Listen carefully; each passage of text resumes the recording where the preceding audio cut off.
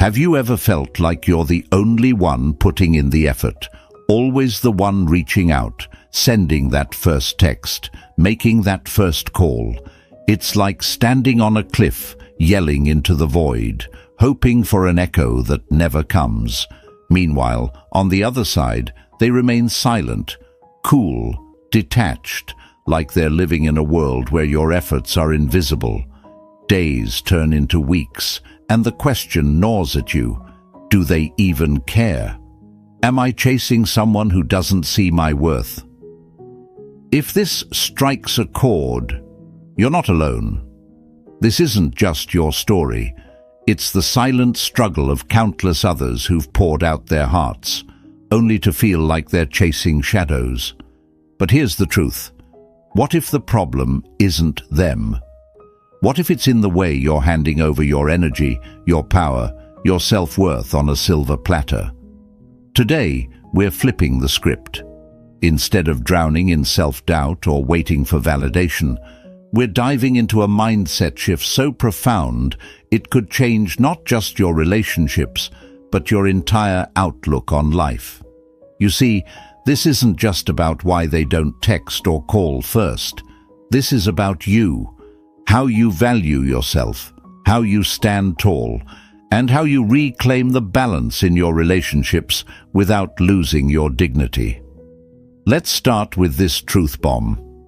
You can't force someone to meet you at the same level of effort, but you can refuse to keep walking down the road alone. It's time to stop being the one who lights the fire while they stay warm from the glow.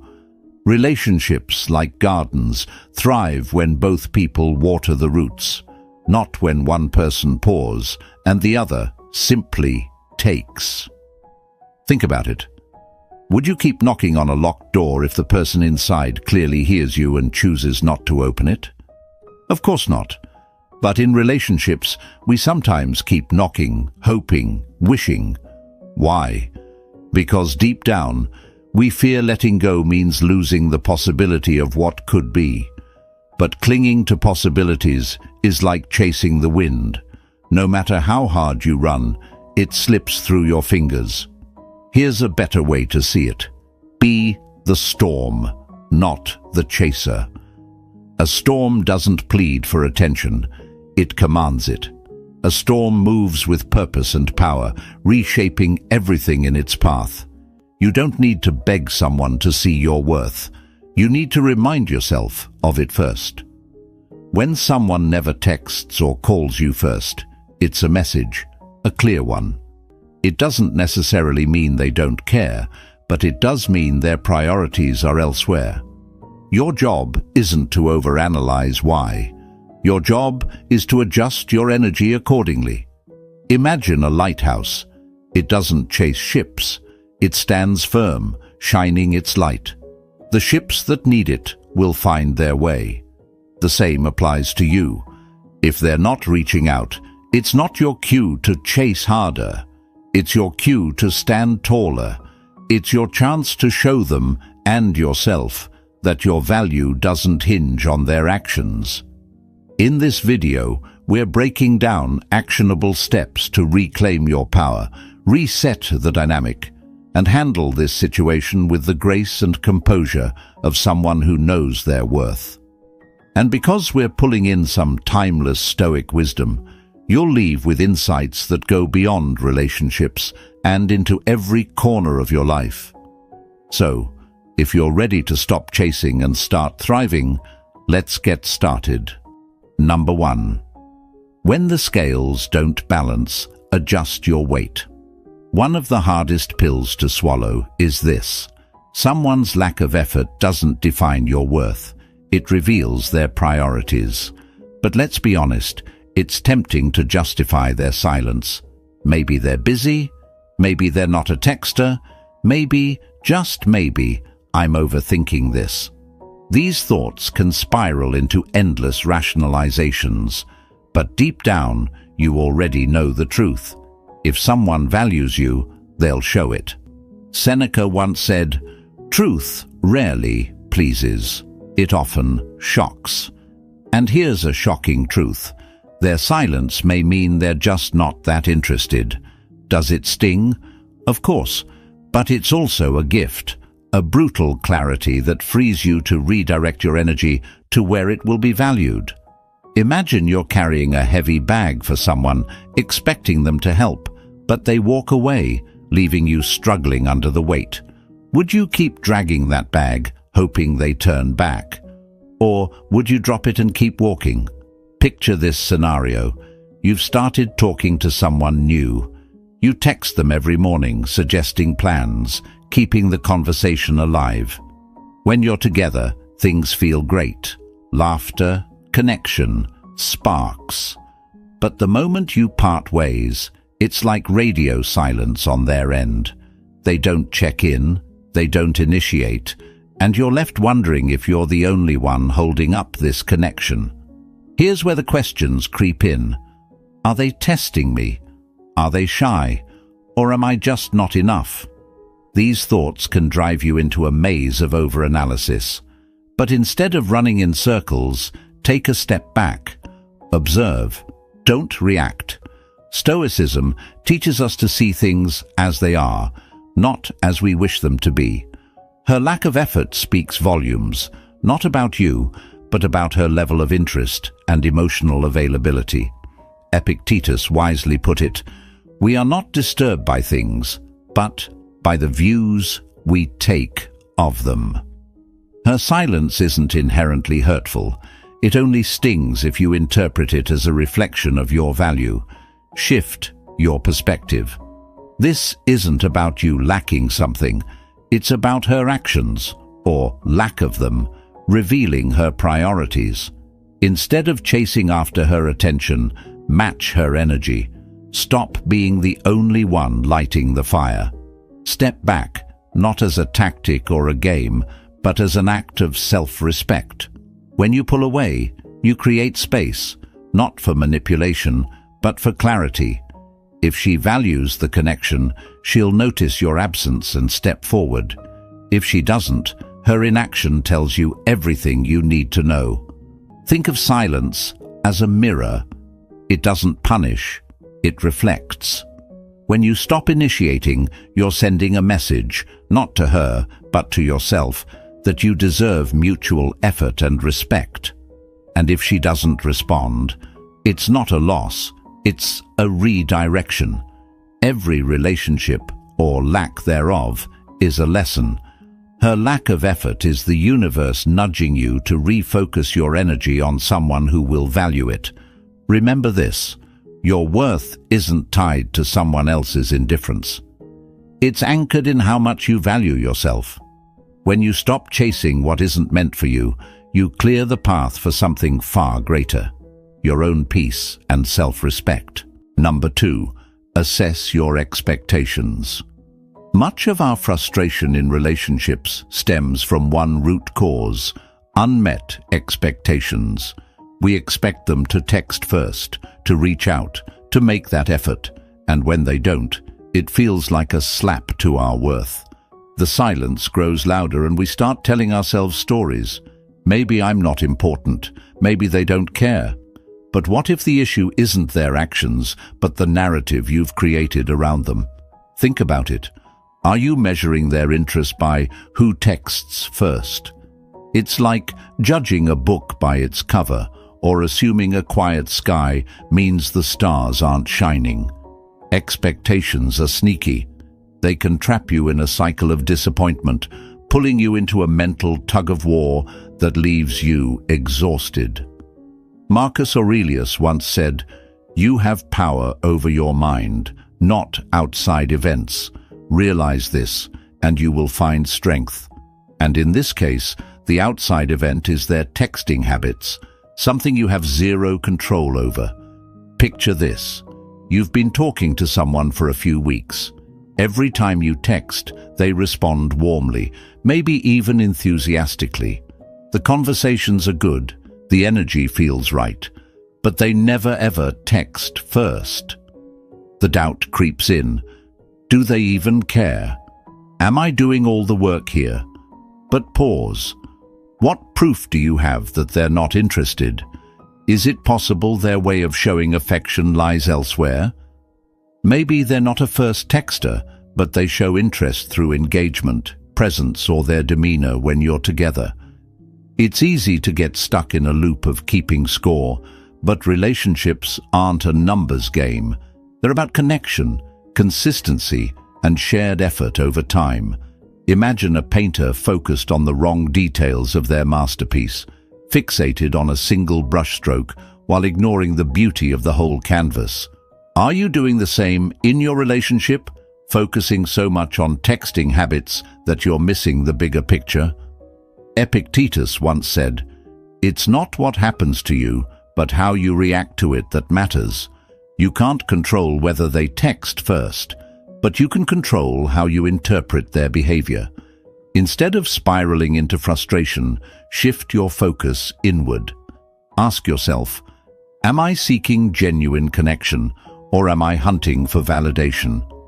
A Stoic man, grounded and sure of himself, doesn't hinge his peace on the actions of others. His worth comes from within, not from the whims of another person's choices. When you free yourself from the expectation that they must text first, you open the door to a healthier dynamic. Your calm, grounded demeanor speaks louder than any insecurity ever could. If they care, they'll notice your quiet confidence. If they don't, you walk away without bitterness because your peace was never dependent on their actions. Imagine your mind as a tranquil lake, undisturbed by the ripples others create. When you anchor yourself in self-respect and clarity, those ripples can't shake you. And that serenity? It's magnetic. It's a rare quality that not only protects your heart, but also draws people to you in ways no text ever could. So, what about you? Does this resonate? Have you ever tied your happiness to someone else's behavior? If you've been there, or if you're navigating it now, remember this: my peace is my power. Let that be your mantra, your anchor, your strength. Because in the end, the person who truly values you will see the light you carry, whether you text first or not. Number 3, don't take it personally. It's human nature to take things personally, especially when someone's actions, or lack of them, cut close to the heart. Her silence can feel like a spotlight on your insecurities, a rejection of who you are. But here's a hard truth: it's not about you. The Stoics teach us that people's actions are rarely personal. They act according to their inner world, a maze of experiences, struggles, and priorities that you may never fully understand. Marcus Aurelius once wrote, "You have a role to play, as does she." Her silence isn't a rejection of your worth, it's simply her part in the web of events. This concept, known as sympathia, reminds us of the interconnectedness of all things. Imagine this: you're trying to weave a tapestry, but the threads on her end are tangled, frayed, or even pulled in another direction. That's not your failure, it's just her reality. Think of a moment in your own life when you were overwhelmed, work piling up, personal struggles pulling you down, or just a need to step back and breathe. Maybe you forgot to reply to a message or check in with someone, not because you didn't care, but because your mental bandwidth was maxed out. Her silence could come from a similar place, or maybe it's something else entirely: uncertainty, mismatched priorities, or simply not being in a space to connect the way you are. Here's the thing: recognizing these possibilities doesn't mean excusing her lack of effort. It means understanding that her actions, or inactions, don't define your value. When you stop taking things personally, you free yourself from unnecessary emotional weight. Marcus Aurelius also said, "You have power over your mind, not outside events." Her silence is an outside event. Your peace of mind? That's yours to protect. Imagine her silence like clouds in the sky. They drift by, sometimes blocking the sun, but they're not there to ruin your day. They're just part of the weather, part of life's ever-changing patterns. The clearer your perspective, the less those clouds affect you. When you detach from the need to personalize her behavior, you gain something precious: balance. This detachment isn't about indifference, it's about self-respect. It's about standing tall and choosing not to let external actions shake your inner calm. And ironically, this calm confidence can make you more magnetic. People are drawn to those who don't seek approval, but live with quiet assurance. Instead of asking, "Why isn't she texting me?" ask yourself, "What can I do right now to better myself?" Maybe it's picking up a hobby you've neglected, going for a run, or spending time with friends who lift you up. When you focus on your own growth and happiness, her silence loses its power to unsettle you. Sympathia reminds us that we're all connected, yet each of us walks our own path. Her journey may not align with yours right now, and that's okay. Maybe she's sorting through her own uncertainties. Maybe she's not ready for what you're offering. Or maybe she's just not the right person for you. Whatever the case, it's not personal. It's life unfolding as it should. When you embrace this perspective, you free yourself from unnecessary pain. You realize her behavior reflects her, not you. And in that freedom, you find peace. The right connections will come, not because you chase them, but because you live authentically. What's meant for you will align effortlessly when you stop chasing and start thriving. Number 4, match her energy morning text. No reply. By afternoon, your phone feels like it's burning a hole in your pocket, and you give in, sending another message to check in. She replies with a one-word answer or a quick emoji, nothing more. Frustrated but hopeful, you try again later, chasing that elusive conversation. But the pattern stays the same. Here's the harsh truth. When you keep trying to fill the gap in effort, you're not showing care. You're eroding your value. What you're doing, though well-meaning, often comes across as overbearing. And here's the cruel irony. The more you chase, the less attractive you seem. Why? Because constant availability leaves no space for curiosity, no room for her to wonder, miss you, or feel any desire to bridge the gap. Think of relationships as a dance. When one person keeps stepping forward and the other keeps stepping back, the rhythm falters. If she's not putting in effort, the answer isn't to double down on yours. It's to step back and match her energy. Imagine this. You're listening to a song, but it's on repeat all day long. At first you love it, but eventually it becomes background noise, something you barely notice anymore. When you're always available, texting, checking in, chasing, you become like that song on repeat. The excitement fades because there's no pause, no silence to make her crave the melody of your presence. But when you create a little distance, you allow curiosity to bloom. This isn't about playing games. It's about honoring your emotional energy. Marcus Aurelius said it best. Do nothing without purpose. Let it be done out of reason and virtue. Before sending that extra text, pause and ask yourself, am I doing this because I genuinely want to, or because I need her response to feel validated? By matching her energy, you reclaim your self-respect. You show that while you're willing to meet someone halfway, you won't carry the entire load alone. This doesn't just send a message to her, it reinforces one to yourself. My time and effort are valuable, and I won't give them away freely to someone who doesn't reciprocate. Think of a flame. If you constantly stoke it without pause, it smothers. But when you give it air, space, it grows stronger. The same principle applies here. Creating balance and moderation, doesn't just nurture healthier relationships, it also fortifies your sense of self-worth. Overextending comes across as desperate. Temperance, on the other hand, radiates confidence and stability. And let's face it, people are drawn to those who respect themselves. By practicing balance, you exude an effortless calm that others can't help but find magnetic. Matching energy isn't about giving less. It's about ensuring what you give is met with equal care and effort. So, have you ever felt the pull to overcompensate in a dynamic like this? Or have you tried stepping back to see what happens? Remember, it's not about withholding, it's about choosing balance over chasing.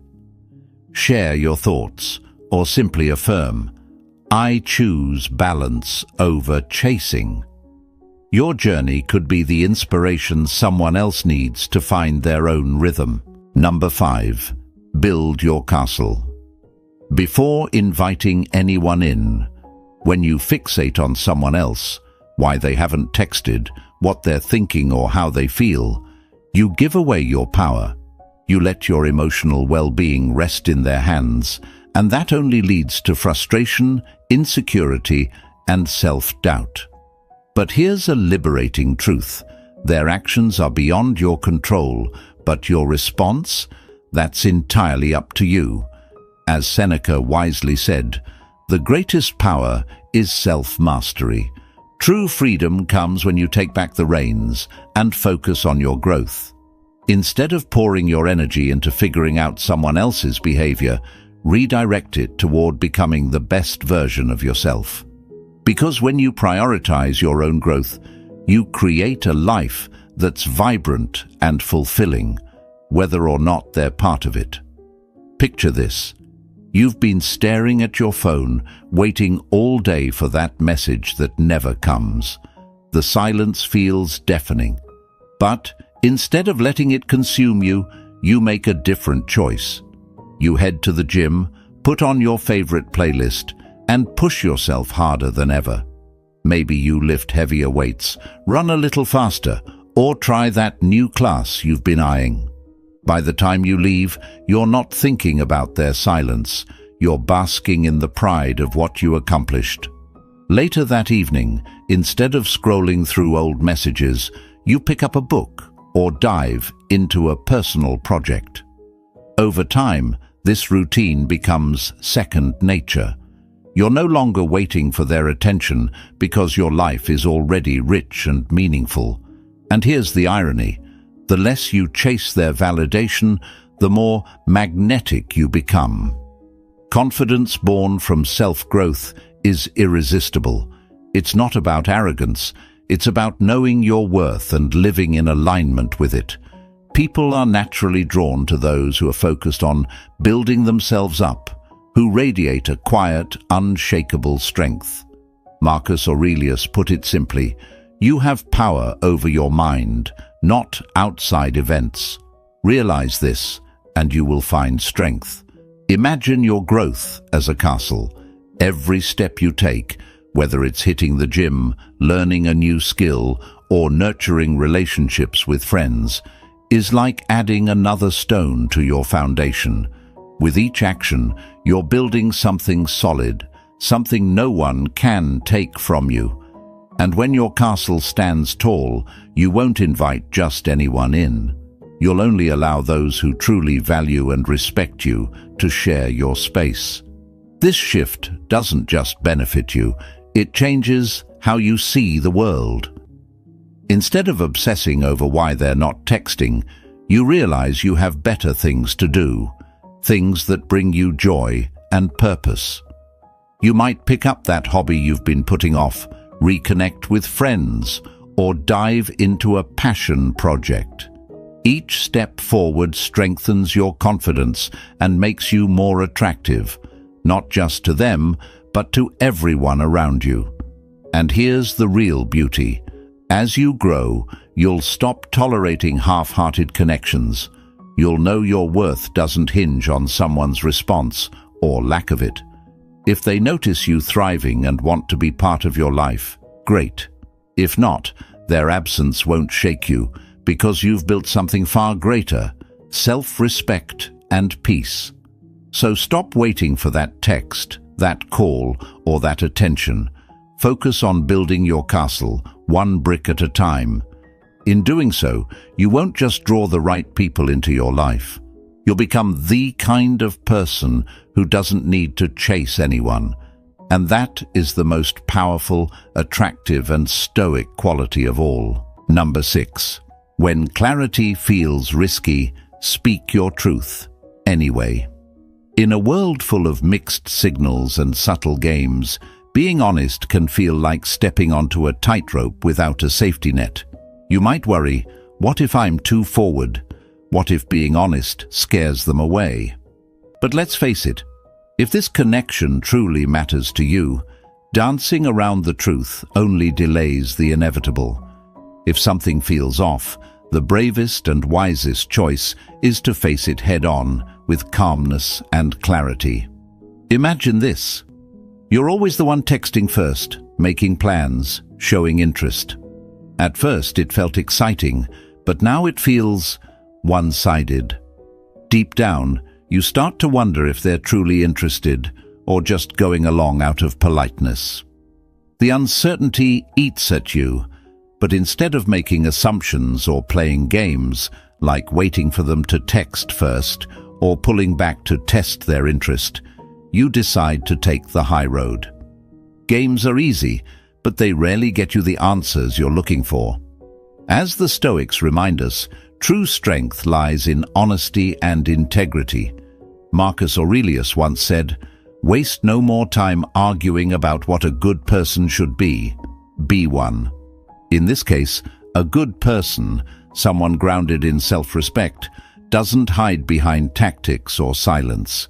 They communicate. Picture a moment where you decide to address this imbalance. You're not confronting them with blame or frustration. You're seeking clarity. A simple statement like, "I've noticed I'm usually the one starting our conversations and making plans.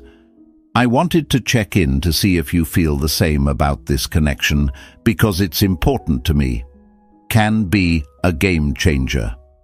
Why does this work? Because it's calm, direct, and non-accusatory. You're not demanding answers or attacking their character. Instead, you're opening the door for an honest, meaningful conversation. And timing matters. Avoid having this talk over text, where words can be misunderstood. Instead, aim for a relaxed setting, whether in person or on a call, where your tone can convey curiosity, not frustration. Clear communication isn't about pressuring the other person. It's about gaining clarity for yourself. Maybe they've been holding back because they're unsure of how you feel, or maybe their lack of effort is a reflection of their level of investment. Either way, addressing the issue honestly allows both of you to align your intentions. Think of honesty like cleaning a foggy mirror. You might not love everything you see once the glass is clear, but at least you'll know what you're working with. Through this kind of open communication, you show that you value not only the connection, but also yourself. Whether the relationship deepens or you decide to walk away, you'll leave with your dignity intact, knowing you acted with courage and respect. True courage, as Stoicism teaches, is found in moments like these, when you choose to prioritize clarity over comfort. Honest communication doesn't just resolve misunderstandings, it reinforces your self-worth. And that's not just attractive, it's transformative. So, have you ever had a moment where speaking your truth changed everything? Or maybe you've seen the cost of avoiding it. Share your story, or simply affirm, "I choose clarity over games." Your insight might inspire someone else to take their own step toward understanding, because in the end, the path to real connection is paved with truth, not tactics. Number 7. Create an abundance mindset. It's easy to fall into the trap of a scarcity mindset when you're fixated on someone who isn't meeting you halfway. Every ignored text, unanswered call, or lack of effort feels magnified when you've invested all your emotional energy into one person. But here's the reality. The world is full of opportunities and connections if you're willing to open yourself to them. When you pour all your focus into one person, their actions, or lack thereof, start to define your sense of worth. Every little sign of indifference cuts deeper because you've unconsciously tied your happiness to their responses. This scarcity mindset convinces you that if they don't choose you, you'll somehow lose your chance at happiness. But ask yourself, am I acting as though they're the only person who could bring me joy? If the answer is yes, it's time to step back and shift your perspective. The Stoics teach us to accept life as it is, not as we wish it to be. Marcus Aurelius once wrote, "The impediment to action advances action. What stands in the way becomes the way." If this person isn't matching your energy, it's not a reflection of your worth. It's a redirection, a signal that this connection isn't aligned with your path. And that's okay, because life isn't a desert, it's an ocean of possibilities. An abundance mindset begins with understanding that one person's lack of effort doesn't define your options. Out there, in the vastness of life, are countless people who could value and appreciate you for who you are. But to find them, you need to broaden your horizons. Start by focusing on the things that bring you joy. Attend that event you've been putting off. Join a group that shares your interests. Take up a new hobby that excites you. This isn't about replacing them, it's about expanding your world. Imagine this. You've been deeply invested in someone who hasn't been reciprocating your efforts. It feels heavy, suffocating, but instead of doubling down, you decide to shift your focus. You say yes to invitations you'd usually decline. You join a community group or dive into a passion project. Slowly, new faces enter your life. Some become friends, others spark curiosity. And with each new connection, their absence feels lighter, less significant. You realize they were never the only possibility, just one star in a sky full of constellations. The Stoic principle of amor fati, or love of fate, reminds us to embrace all outcomes, even the ones that feel disappointing at first. If they aren't interested, it's not rejection, it's redirection. It's life nudging you towards something or someone better suited for your journey. When you stop clinging to what isn't working, you create space for what could. An abundance mindset isn't just about meeting new people. It's about recognizing the vastness of life's opportunities. It's about letting go of what's weighing you down and trusting that what's meant for you will find its way. So, stop chasing one star.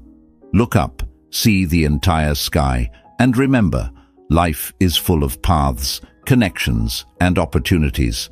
Let go, explore, and watch how the world unfolds in your favor. Because abundance isn't something you find, it's something you live. Number 8. Build bridges, not chains. Boundaries are the quiet heroes of healthy relationships, the foundation of mutual respect and emotional balance. Yet too often, they're misunderstood as tools of control, wielded like ultimatums to force someone to change. If you don't start texting more, I'm done. If you don't make an effort, I'm walking away. Statements like these may seem powerful in the moment, but they're rooted in desperation and fear, not strength. Ultimatums don't inspire connection. They breed resentment and obligation. True boundaries, on the other hand, aren't about controlling anyone else. They're about protecting your peace, honoring your values, and making sure you never sacrifice your self-respect for someone else's indifference. Imagine you're in a relationship where you feel like you're doing all the work, texting first, making plans, keeping things alive. Without clear boundaries, it's easy to fall into the trap of overcompensating, tolerating behavior that leaves you feeling small and undervalued. Think of boundaries as a compass pointing you towards self-respect. They're not weapons or walls. They're guides that define what you will and won't accept. A boundary says, "This is what I need to feel respected, and I'm willing to walk away if that's not something you can offer." It's not about punishment. It's about preserving your well-being. Consider this. Instead of delivering an ultimatum, you calmly say, "I value consistency and mutual effort in a relationship. Right now, I feel there's an imbalance, and I'm looking for a connection where both people show up equally." This isn't a demand. It's an honest, clear expression of your standards. If she respects you, she'll reflect on her actions and decide if she can meet those expectations. If she doesn't, her lack of effort will give you the clarity you need to step away. Boundaries don't require dramatic exits or fiery speeches. They're not about slamming doors, but about walking away with quiet dignity when your values aren't honored. Marcus Aurelius put it best. It is not fitting to value what is not in your power. You can't control whether someone steps up to meet your standards, but you can control whether you continue to accept less than you deserve. Imagine standing on a bridge. On one side is the life you've been tolerating, filled with inconsistency and imbalance.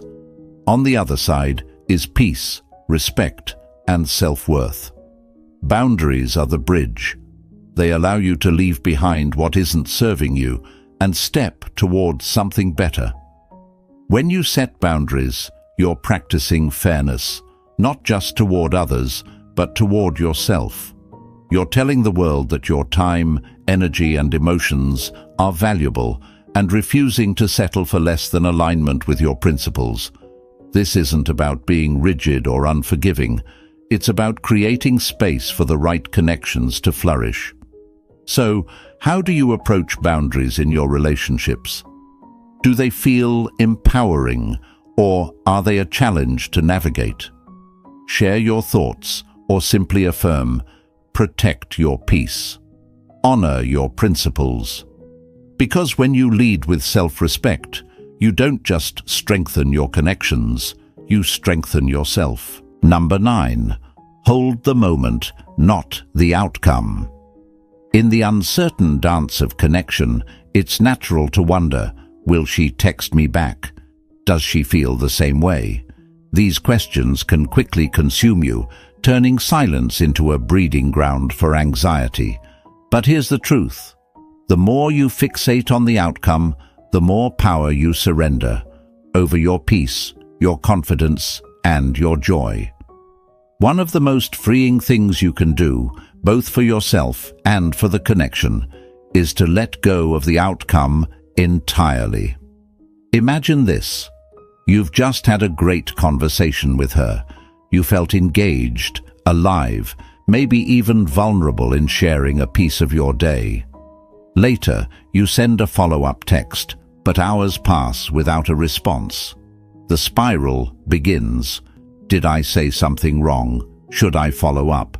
But here's where you take a different approach. Instead of obsessing over her reply, focus on the interaction itself. Did it bring you joy in the moment? Was it meaningful to share that piece of yourself? That's what matters, not the response, but the experience of connection itself. When you detach from the need for a specific result, you allow yourself to savor the interaction for what it is, a genuine human connection, not a transaction that demands a return. This shift doesn't just protect your peace, it transforms your energy. People are naturally drawn to those who radiate joy and confidence, not to those who seem consumed by uncertainty. Think about it. When you let go of the need for her reply, your focus returns to you. You could hit the gym, dive into a hobby, or spend time with friends. These moments remind you that your life is full, your happiness complete, regardless of external validation.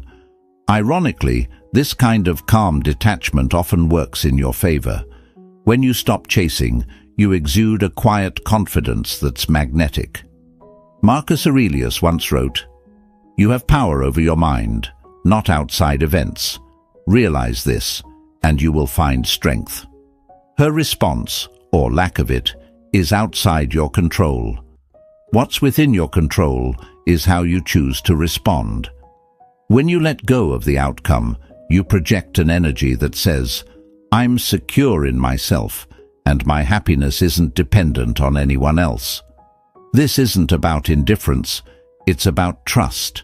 Trusting yourself enough to know you'll be okay, regardless of what happens. The Stoic principle of ataraxia, or inner tranquility, reminds us to cultivate peace within, no matter the external circumstances. When you embody this mindset, you radiate a calm confidence that doesn't just feel good, it's irresistible. So stop holding your breath, waiting for that text. Focus instead on the joy of connection in the moment. Relish the conversation, the laughter, the shared energy. When you let go of the outcome, you don't just free yourself from stress. You free yourself to live fully. And that's when the right connections, the right moments, and the right people naturally find their way to you. Number 10. When the weight is too heavy, let it go. Every relationship reaches a point where the imbalance becomes undeniable. You've tried reaching out, shown interest, and even laid your feelings on the table. Yet, if her lack of effort turns into a pattern, leaving you constantly chasing while she contributes the bare minimum, it's time to ask yourself a hard question. Am I valuing myself as much as I want to be valued? Walking away from someone you care about is never easy. It can feel like giving up, like surrendering. But the truth is, it's not failure. It's strength. It's an act of self-respect. And through the lens of Stoicism, walking away is sometimes the only way to honor your own value and open the door to connections that truly fulfill you. Start by asking yourself if her lack of effort is an exception or the rule. Everyone has busy days and moments of distraction, but when the imbalance becomes consistent, it's no longer about circumstances. It's a reflection of priorities. Are you the one always reaching out, always making plans, always keeping the connection alive? Does her response feel indifferent or surface level no matter how much energy you put in? And most importantly, does this dynamic make you feel undervalued? If the answers to these questions point to a one-sided connection, it's time to consider whether staying aligns with your principles. Walking away isn't about punishing her or creating drama. It's about valuing yourself enough to stop chasing someone who isn't meeting you halfway. True connections don't require convincing someone of your worth. They're built on mutual effort and shared respect. Marcus Aurelius wrote, "What stands in the way becomes the way." The obstacle you're facing, her lack of effort, isn't just a roadblock. It's a signpost pointing you towards something better. Walking away isn't closing a door. It's opening a new one. It's creating space for connections where your energy is returned, not drained. Imagine this. You've been dating someone for months, always taking the lead, planning dates, checking in, keeping things alive. She responds, but her engagement feels hollow. You've had honest conversations, but nothing changes. At this point, you're at a crossroads. Instead of waiting for her to change, you decide to step back. You send a kind but clear message. "I've really enjoyed getting to know you, but I feel like the effort in this relationship isn't balanced. I value mutual effort and connection, and I think it's best for me to move on." This isn't about creating guilt or trying to provoke a reaction. It's about reclaiming your time, energy, and self-worth. By walking away, you send a powerful message, not just to her, but to yourself. You're declaring that you won't settle for less than mutual respect. The energy you were pouring into this one-sided relationship can now be redirected toward people and pursuits that align with your values. And here's the beautiful irony. This kind of self-respect is magnetic. When you walk away, you cultivate a confidence that draws the right people toward you, people who recognize your worth without needing to be reminded. So, if she doesn't prioritize you, if the effort is never mutual, it's time to let go. It's not the end, it's a beginning. By choosing to value yourself, you're stepping into a life where your energy is matched, your efforts are reciprocated, and your worth is never in question. And that's the kind of connection you truly deserve. Pause for a moment and reflect. The power to shape your life, your relationships, and your future has always been in your hands. Use this as a chance to grow, to set boundaries that honor your worth, and to truly value yourself. Remember, your self-worth doesn't hinge on someone else's actions. It's rooted within you. As Seneca said, "As is a tale, so is life," not how